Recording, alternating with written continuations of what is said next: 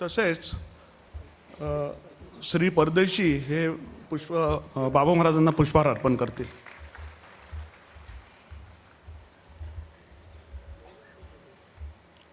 धन्यवाद.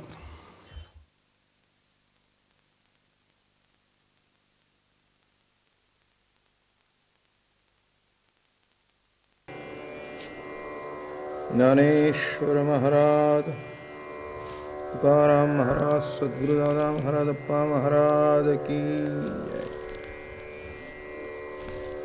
कृष्णमूर्ती होय गे, कळो आली सोय गे.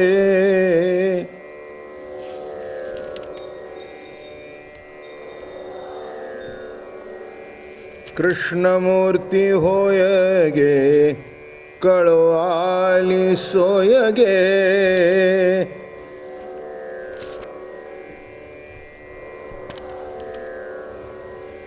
प्राणाचाही प्राण पाहता सुख सांगो काय गे. तुळशी माळ गळा गे, कस्तुरीचा टिळा गे.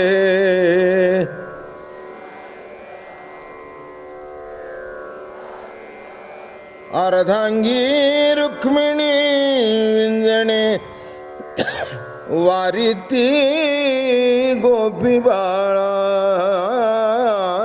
गे. तुळशी माळ गळा गे, कस्तुरीचा टिळा गे.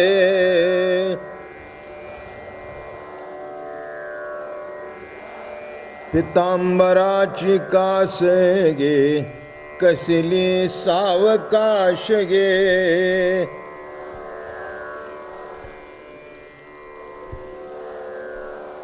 पितांबराची कास गे, कसली सावकाश गे.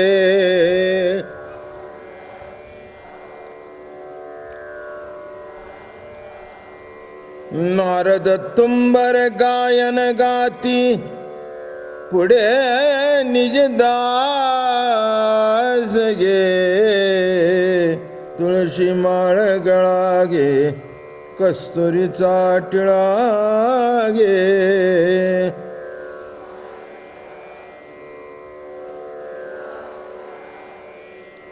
भक्त कृपेची माय गे, ओळखो आली विठाई गे.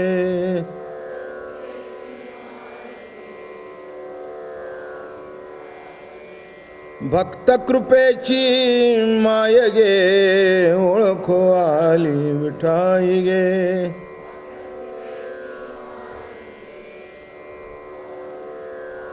एका जनार्दनी विठे, जोडी आले पाय गे. हे तुळशी माळ गळा गे, कस्तुरीचा टिळा गे.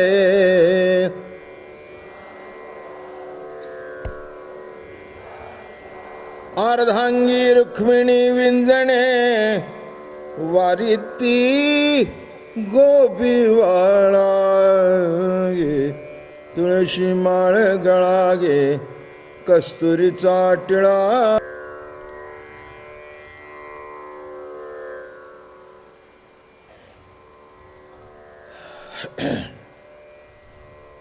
माऊली महावैष्णव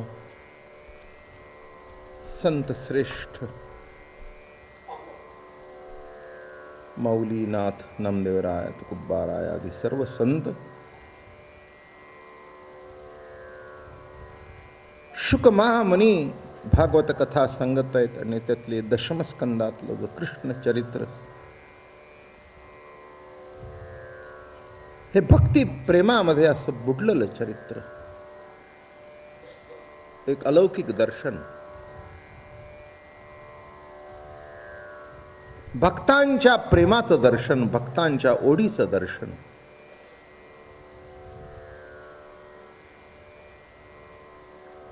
प्रत्येक कृतीमध्ये एक लीला आहे. माखन चोरी,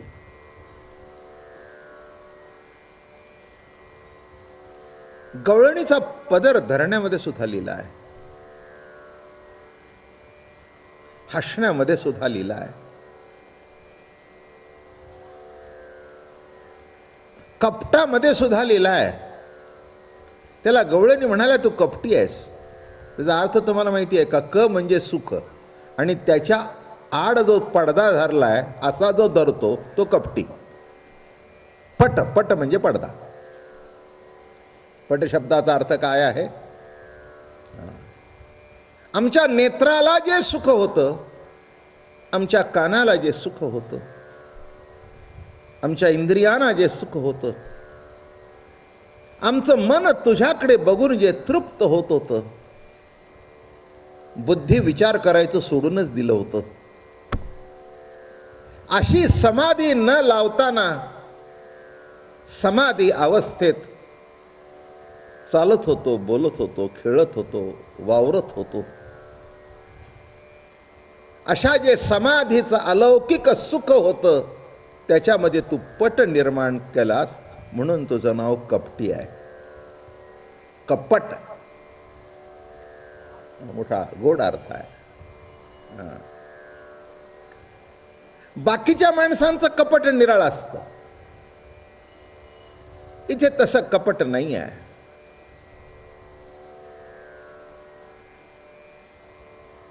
इथे कपट एवढ्या करताच आहे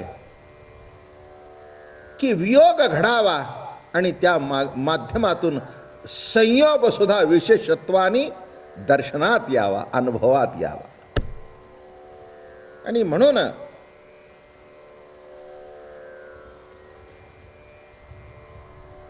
सतत प्रभूच्या चिंतनात होत्या, सतत प्रभूच्या ध्यानात होत्या.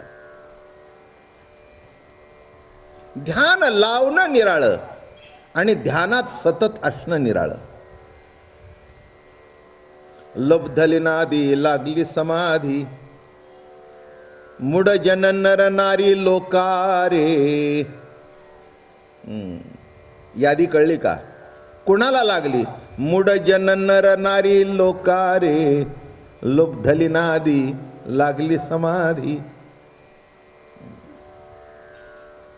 गवळणींना तसं काय येत होतं? त्यांना समाधी माहिती नव्हती, त्यांना ध्यान माहिती नव्हतं, पण त्यांचं ध्यान उतरलं नव्हतं.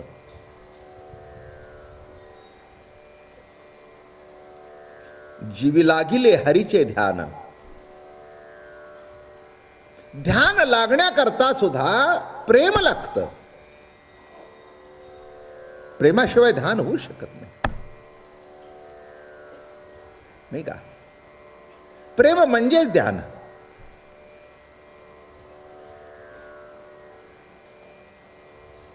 एखाद्या विषयातल्या वस्तूचे जर प्रेम असेल तर तिचा सुद्धा विसर होत नाही.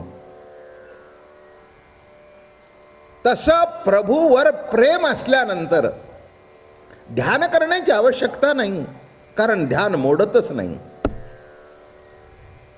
कुणी म्हणाले डोळे झाकून बसा, कुणी म्हणाले काय करा. बरं का, अनेकांचे अनेक विचार आहेत. सांख्य मतामध्ये असा आहे, संसार जर दिसला तर त्याच्यात आसक्ती नसणे नामे ध्यान.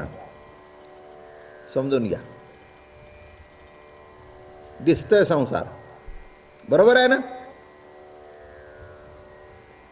पण त्याच्याकडे आसक्ती नसणं हे ध्यान, नाही का? त्याच्याची आसक्ती नाही आहे म्हणजे कुठेतरी निराळ्या ठिकाणी मन गुंतलेलं आहे. आणि दुसरं, दृश्य विषयामध्ये जर मन गुंतलेलं नाही तर मन कुठे गुंतलं? तर दृश्य प्रभूमध्ये.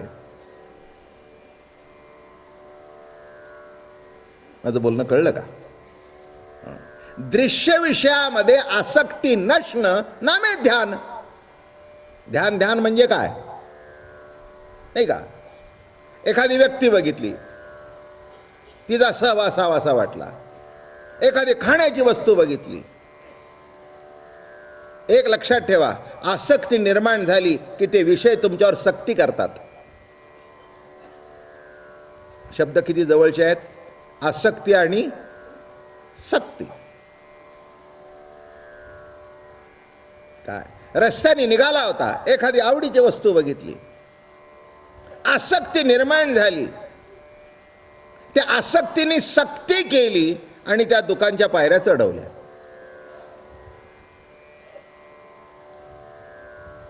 काय म्हटलं मी? आसक्तीने काय केली? सक्ती केली. लक्षात ठेवा. तसं दृश्य विषयाच्या ठिकाणी संसारावर आसक्ती नसणं हेच ध्यान आहे. त्याच्यातली आसक्ती निर्माण नसली की तिथे लक्ष जाणार नाही. लक्ष कुठेतरी लागून लक्ष लावून अंतरी कृष्ण पाहती नर नारी. लक्ष लावून अंतरी आणि कृष्ण पाहती नर नारी. लक्ष अंतःकरणामध्ये होतं, हृदयाच्या ठिकाणी होतं, हृदयाच्या ठिकाणी वस्ती करणाऱ्या परमात्म्यावर होतं. अंतरात लक्ष लागल्या कारणाने बाह्य वस्तूमध्ये बघत होत्या, पण लक्ष तिथे होतं. काही वेळेला आपण पुष्कळ सवयीनुसार काम करत असतो, पण लक्ष दुसरीकडेच असतं, म्हणजे ध्यान दुसरीकडेच असतं. बोलणं समजलं का? काम करतो, सवयीनुसार ते काम नीट सुद्धा होतं. माझं बोलणं कळलं का? सवयीनुसार ते काम काही चुकत नाही, पण लक्ष आणि अगदीच लक्ष जर बेताल झालं तर मग गोंधळ होतात. मग नवरा म्हणतो, काय स्वयंपाक करताना लक्ष नव्हतं का?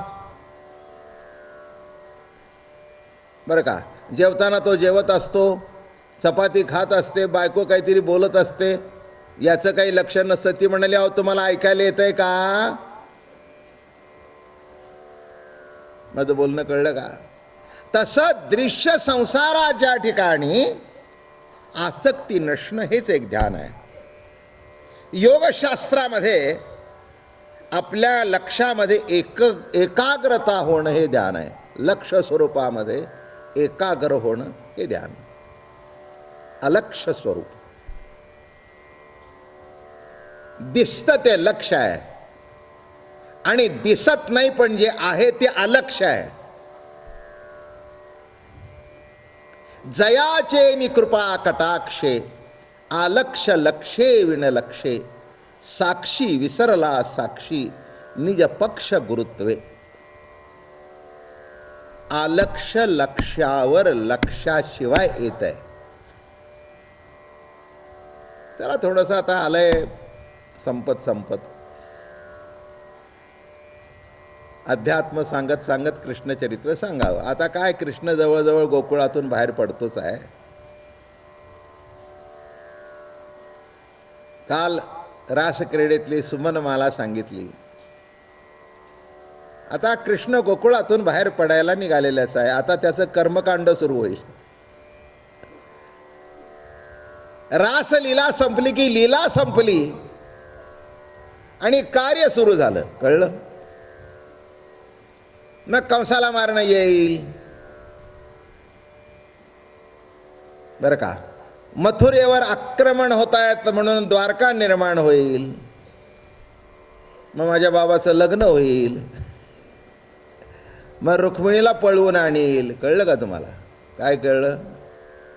काय होईल? रुक्मिणीला पळवून आणील. मग 16,108 सापडलेल्या त्यांना सोडून आणील. वेळी प्रसंगी प्रवचन करील, वेळी प्रसंगी खोटं नाटक करील. माझं बोलणं कळलं का? काय सुरू झालं? लीला संपली. आणि कर्मामध्ये कार्यरत होऊ लागला.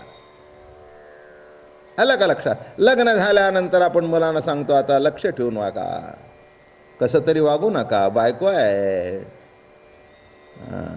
तिच्यासमोर आम्हाला बोलायची पाळी येऊ नये, असं सांगता का नाही तुम्ही? कोणी तुम्हाला तरी तुमच्या बापाने सांगितलं होतं का नाही? तर काय करावं?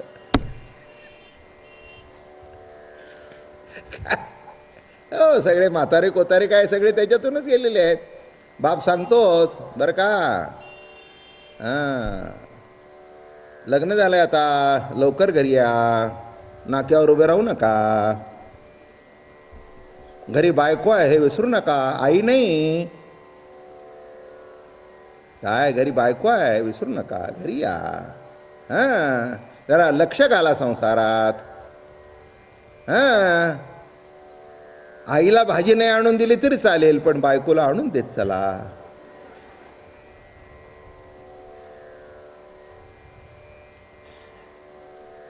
आईला म्हणता येतं, ते म्हणते बरं बाबा, अजून माझ्या बाबाची लीला चालू आहे.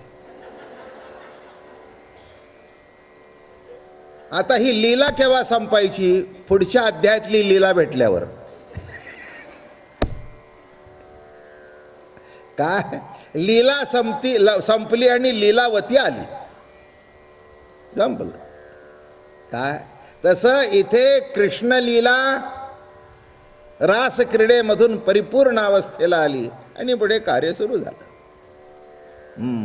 जगदोद्धारा करता जे आले होते ते कार्य सुरू. आता इथेही राक्षसांचं मारणं बिरणं अमकं तमकं झालं हे नाही असं काही नाही आहे. अगदी सुरुवातच पुतनेच्या वधापासून हे जरी होतं तरी खेळ होते, लीला होतं, कौतुक होतं. आलं का लक्षात? गाया चारणं होतं, मोठा आनंद लुटत होता भगवान. तुम्हाला माहिती आहे का, द्वारकेमध्ये गेल्यानंतर सुद्धा देवाच्या डोळ्याला धार लागत होती गोकुळातले दिवस आठवून. बरं का, गोकुळ वृंदावनातले दिवस आठवून, हो, तिथल्या गोपिकांचं स्मरण, तिथल्या गोपाळांचं स्मरण होऊन देवाच्या डोळ्याला सुद्धा धार लागत होती. खरंच आहे, लहानपणाचं आयुष्य ना बिगर जोखमीचं असतं. कशाचीच काळजी नसते. कशाची काळजी असते पोरांना? पोरांना काळजीच नसते. काय वयात येणं म्हणजे काळीज जागृत होणं. काळीज जागृत झाल्यानंतर काळजी वाटते. कळलं का तुम्हाला? काळीज जे आहे ना ते जागृत होत नाही. आणि हे संसारात आले की त्यांना मुलं बाळ झाले की थापाला झालं, काळी जागृत झालं. काळजी आली, याला संसार म्हणतात. लक्षात ठेवा, जयाचे निकृपा कटाक्षे आलक्ष लक्षे विणलक्षे. आलक्ष स्वरूप लक्षावर न लक्षात येता येतं. म्हणजे काय? तुम्ही आता प्रवचन झाल्यावर घरी जाणार ना? हो, घरी जाणार. घरी जायचं पण 9, 9:30 होतो. आणि मग 9, 9:30 झाल्यानंतर जरा 5-10 मिनटं झाल्यानंतर, अगं काय वाढतेच की नाही, मला भूक लागली आहे. म्हणजे 9:30 वाजताच तुम्हाला भूक लागली का? नव्हे, भूक लागण्याची प्रक्रिया तुमच्या नकळत आत्ता सुद्धा पोटात चालू आहे. भूक लागण्याची प्रक्रिया जी आहे, जे दुपारी खाल्लं ते पचवणं, काय तिथे पोटामध्ये पोकळी निर्माण करणं, तिथे भूक लागणं, हे तुम्हाला 9:30ला लागलेली कळेल. पण आता लागण्याची प्रक्रिया पोटात चालू आहे. म्हणजे अलक्ष स्वरूप लक्षावर तुमच्या लक्षात न येता येतं. प्रत्येक गोष्टीचं असंच आहे. तुम्ही जन्माला आला त्या दिवशी किती फूट होता? किती फूट होता? हां, वाढलेला तुमच्या तरी लक्षात आला का?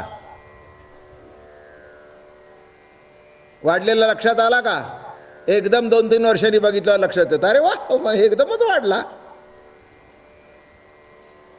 हां, एवढा आहे. म्हणजे आईच्याही लक्षात येत नाही, त्याच्याही लक्षात येत नाही. पण लक्षात न येता अलक्ष लक्षावर लक्षात न येता येतंय. तहान तशीच लागते, भूक तशीच लागते. हां, विचार लक्षात आहेत नाहीत मला माहिती नाही, पण मी इथे बसल्यानंतर अलक्ष आहे ते लक्षावर येतं. योग्य तऱ्हेने आपलं काम करून निघून जातं, पुन्हा अलक्षात जातं. काय म्हटलं? प्रवचनाच्या वेळेला लक्षावर येतं आणि प्रवचन संपल्यानंतर अलक्षात जातं. आणि ती गोष्ट 10 वर्ष जरी आठवली नाही तरी 10 वर्षांनी आठवते. 10 वर्ष एका ठिकाणी बुद्धीच्या कोपऱ्यात जाऊन पडलेली गोष्ट ती आत्ता कशी आठवली, हा एक लक्षात होती ती लक्षात आली. पण अशा कितीतरी गोष्टी प्रवचनातून घडत असतात की जी आपल्याला माहिती नाही, ती प्रवचनामध्ये चटकन पुढे येते आणि ती सांगितली जाते. चटकन एखाद्या शब्दाचा अर्थ येतो, चटकन एखाद्या शब्दाची कोटी येते. ज्या अर्थी आली त्या अर्थी ती माझ्यात होती. बरोबर आहे ना? आणि होती ती कुठे होती, कुठे होती ती माहिती नाही. आल्यावर दिसली, पण ज्या अर्थी आल्यावर दिसली त्या अर्थी लक्षात होती, पण नुसत्या लक्षात नव्हती तर अलक्षात होती. जयाचे नि कृपा कटाक्षे अलक्ष लक्षे वीण लक्षे, लक्षे वीण लक्षे. लक्षात न येता लक्षावर येत. श्वास चालू आहे, तुमचं लक्ष नाही पण श्वास चालू आहे. पोटातली पचन